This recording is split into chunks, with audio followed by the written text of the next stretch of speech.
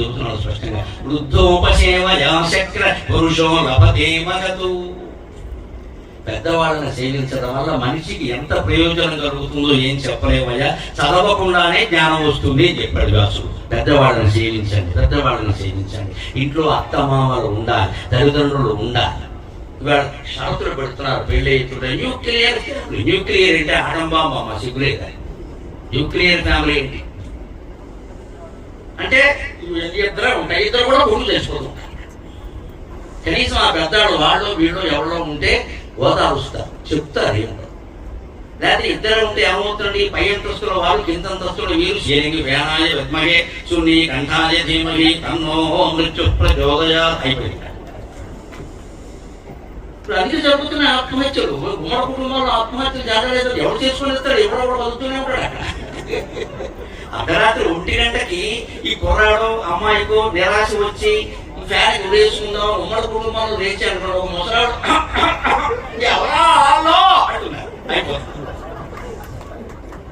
ఈ ఆత్మహత్య చేసుకున్నాడు. ముసలాడు ఇంట్లో 90 ఏళ్ళ ఆవిడ ఆపేసింది. ఆవిడేదో దగ్గొచ్చి బయటకు వచ్చింది. ఇప్పుడు వేళ 3-5 అంతస్తులు వేలాలు ఉంటాయి, ముగ్గురు కూడా మనుషులే. మరి ఆత్మహత్య జరగకపోతే ఏం జరుగుతాయి? పైన ఏం చేసుకున్నా చనిపోవడం కాదండి, చనిపోయిన వార్త విషయం మనకు తెలియడానికి 1 రోజు పడుతుంది. తలుపు కొట్టి రాకపోతే బలవంతంగా ఫోన్ చేసి లేకపోతే తలుపు భద్ర కొడుకు తెలుసు. ఈరోజు వాసన వస్తుంది. ఎందుకు ఈ పరిస్థితి వచ్చింది భారతదేశానికి? ఇప్పుడు ఒంటరిగా ఉండలేస్తారు, వాళ్ళు ఉంటున్నారు, కోరుకుంటున్నారు వేగాది.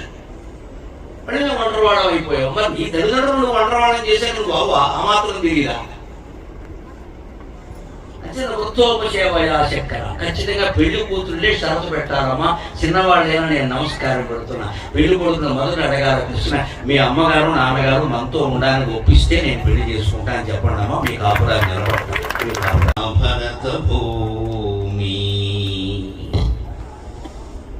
అనేక రకాల సత్సంప్రదాయాలతో త్యాగమే జీవనంగా బతికినటువంటి మహర్షుల మూలంగా కలిగిన భారత జాతి కొన్ని వందల ఏళ్ల పాటు దేశానికి ప్రపంచానికి గురువుగా ప్రకాశించింది.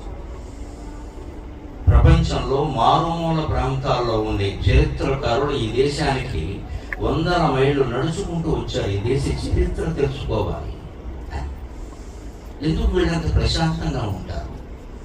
వీళ్ళు కుటుంబం నుంచి వెళ్ళిపోయే అతిథిని దేవుడని గౌరవించే జాతి భారత జాతి ఒక్కటి. భారత జాతి అతిథి దేవోభవ. ఇది మరో నాగరికతలో, మరో మతంలో, మరో సంస్కృతిలో, విశ్వం మొత్తం మీద వెతికినా కనపడదు. గెస్ట్ ఇన్ గార్డెన్ అవడం అంటాడండి. ఇవాళ హైదరాబాద్లో కోట్లు ఖరీదు చేసే అపార్ట్మెంట్లో సొంత మేనమామ వస్తే గెస్ట్ హౌస్లో పెడుతున్నారు. నమశివాయ. గెస్ట్ హౌస్ మా అంటారు. వాడి ఇంట్లో ఉండడానికి ఈజ్ ఏ గెస్ట్. ఒకప్పుడు గెస్ట్నే మేనమావ కింద భావించారు, ఇప్పుడు మేనమావని గెస్ట్ కింద భావిస్తుంది. అందుకని భగవాన్ సత్యసాయి మళ్ళీ పుట్టవలసి వచ్చింది. ఈ సంప్రదాయాన్ని కాపాడడానికి ఎప్పుడు భారతదేశానికి ఉన్న ఒక వైభవం ఏమిటంటే దేవి భాగవతంలో ఉంటుంది ఆ రహస్యం. అమ్మవారు చెబుతుంది, స్పష్టంగా చెబుతుంది మహర్షి. ఎప్పుడు ఈ ప్రాంతం, ఈ దేశం, ఈ సృష్టి గొడ్డుపోతుందని అనుకోవద్దయ్యా.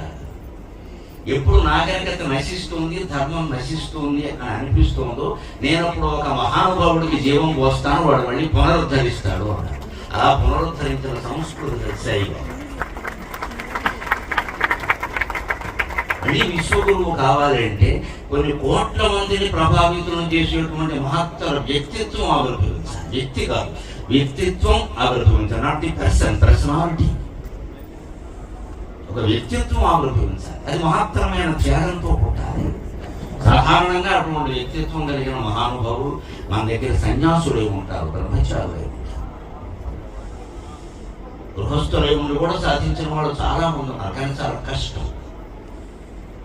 అలాగా ఆజన్మ బ్రహ్మచారిగా ఉండి బ్రహ్మచారో సన్యాసో మరొకటో యోగో అతీంద్రియుడో ఏమీ తెలియని హైదరాబాద్ బాయ్స్ సెలబ్రేట్ చేసుకుంటున్నారు ఈ గొప్ప ఈవెంట్లో విచ్చేసిన మీ అందరికీ మరోసారి నాకు తెలిసి ప్రతిసారి కనిపించే ప్రతిసారి నేను మీకు థ్యాంక్ యూ చెప్తూనే ఉంటానేమో. యాక్చువల్గా స్వామీజీ గురించి ఈ రోజు మీకు కొత్తగా తెలియాల్సింది తెలియంది అంటూ ఏమీ లేదు. మా అందరికీ అన్ని తెలుసు, అన్ని చూసాం. ఎక్కడో ఆంధ్రప్రదేశ్ లో ఒక చిన్న మారుమూల గ్రామంలో పుట్టిన ఆయన ఈ భూగోళంలో ఉన్న ప్రతి దేశాన్ని ఆయన ఇన్ఫ్లుయెన్స్ చేశారు. ఆయన ఇన్ఫ్లుయెన్స్ చేసిన మార్గం కేవలం ప్రేమ, కేవలం సేవ. మనందరికీ తెలుసు చదివా